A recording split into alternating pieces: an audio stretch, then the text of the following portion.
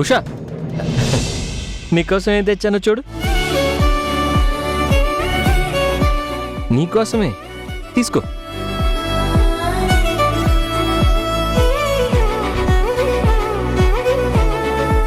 ఎలా ఉంది? బాగుంది. నువ్వు వదిన ఏదో మాట్లాడుకుంటున్నారు కదా, మాట్లాడుకోండి.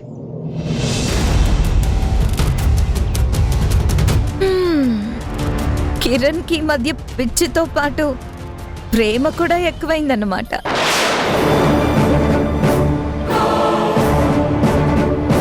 అక్క, ఆయనకి పిచ్చి అనొద్దు. పిచ్చి వాళ్ళని పిచ్చి అనకుండా ఇంకేమంటారు? ఇంకోసారి ఆ మాట అంటే నేనేం చేస్తానో నాకే తెలీదు. ఏం చేస్తావు? మేఘనా,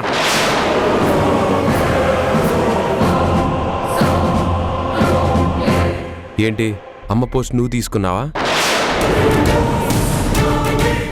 ఉషా మీద ఎందుకు అరుస్తున్నావు?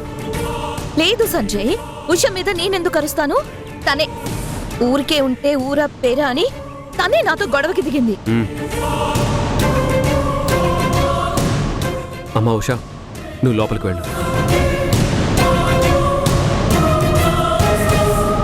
అక్క, ఫోన్.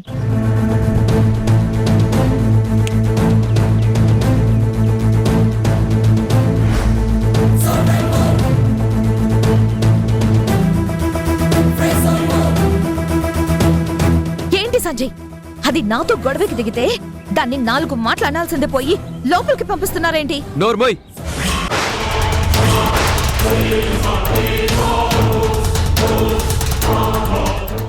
కిరణ్ ఏమన్నావో నేను విన్నాను. ఉషా ముందు నేను తిడితే బాగుంటుందని తనను లోపలికి పంపించాను. కిరణ్ నా తమ్ముడు. ఇంకోసారి వాణ్ణి కానీ ఉషాని కానీ ఏమన్నా అంటే బాగుండదా?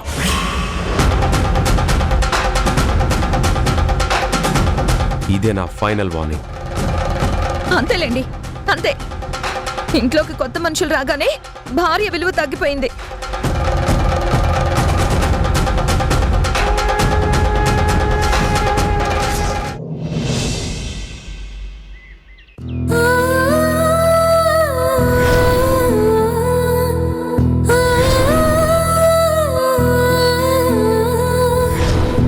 కిరణ్ కి మధ్య పిచ్చితో పాటు ప్రేమ కూడా ఎక్కువైందన్నమాట.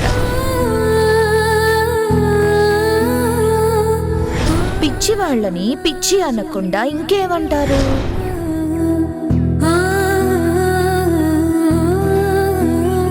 ఈ ఇంట్లో నేను కలకాలం ఉండాలంటే, నా భర్తకి నేను తోడుగా నీడగా ఉండాలంటే, నా చుట్టూ ఉన్న ఈ కోపాలని ఈ ద్వేషాలని దాటుకొని వెళ్ళాలి. నా చుట్టూ పేరుకుంటున్న ముళ్ళలాంటి మనస్తత్వాలని పక్కకి తీసుకుంటూ ముందుకు వెళ్ళాలి. లేకపోతే నా సంతోషాన్ని బలి చేసి బతకాల్సి వస్తుంది. అయినా నా భర్తకి నా మీద అమితమైన ప్రేమ ఉంది. అదే నాకు ఇంట్లో రక్షణ. ఆ ప్రేమ నాకు రక్షణగా ఉన్నంతకాలం నాకు ఎదురుపడిన నిప్పుల గుండాలని దాటుకుని వెళ్ళగలిగే బలం నాకు దొరుకుతుంది. నన్ను కించపరిచి చూడాలనే మనస్తత్వాలని గెలిచి ముందుకు వెళ్లే శక్తి నాకొస్తుంది. ఉషా, ఏమైంది? ఏమీ లేదండి. ఏం లేదని అంటున్నావు కానీ ఏదో ఉందని నాకు తెలుస్తుంది. చెప్పు, ఏమైంది? నిజంగానే ఏమీ లేదండి. నేను నార్మల్గానే ఉన్నాను. ఏమీ లేకపోతే నేను ఇందాక ఎప్పుడో ఇచ్చిన గులాబీ ఇప్పటి వరకు నీ జడలో ఎందుకు పెట్టుకోలేదు?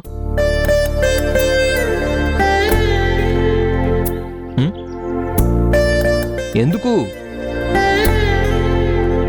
పువ్వు చూస్తే అందంగా ఉంది, అందుకే దాన్ని తనివి తీరా చూడాలనిపిస్తోంది. నువ్వు అబద్ధం చెప్తున్నావు.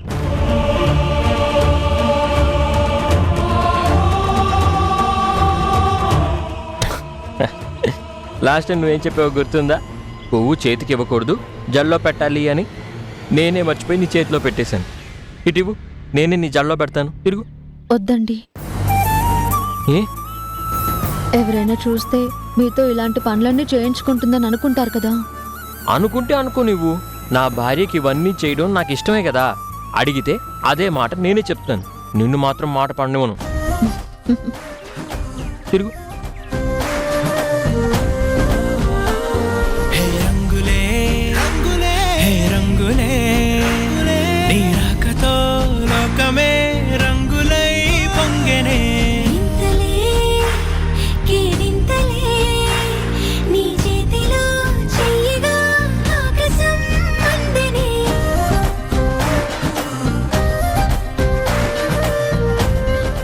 నీకు విషయం చెప్పనా?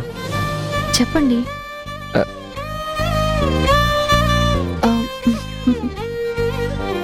పర్లేదు, చెప్పండి. అది నువ్వు చాలా అందంగా ఉంటావు.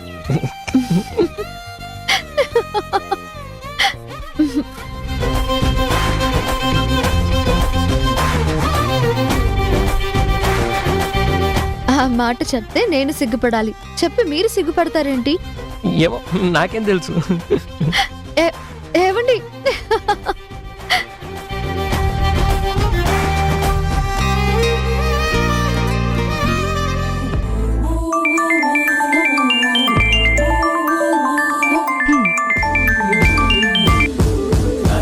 హాయ్ హారిక. ఈ మధ్య సార్కి ఫోన్ చేసేటంత ఫ్రీ టైం కూడా దొరుకుతుందా? నేను ఎంత బిజీగా ఉన్నా నీకు ఫోన్ చేయడం మాత్రం మర్చిపోనని నీకు కూడా తెలుసు కదా. ఆహాహా, బాగానే కవర్ చేసావు. కానీ ఇంతకీ విషయం ఏంటి? అమ్మ ఆఫీస్ పని మీద ఊరెళ్ళింది. ఒక వారం 10 రోజుల వరకు రాదు.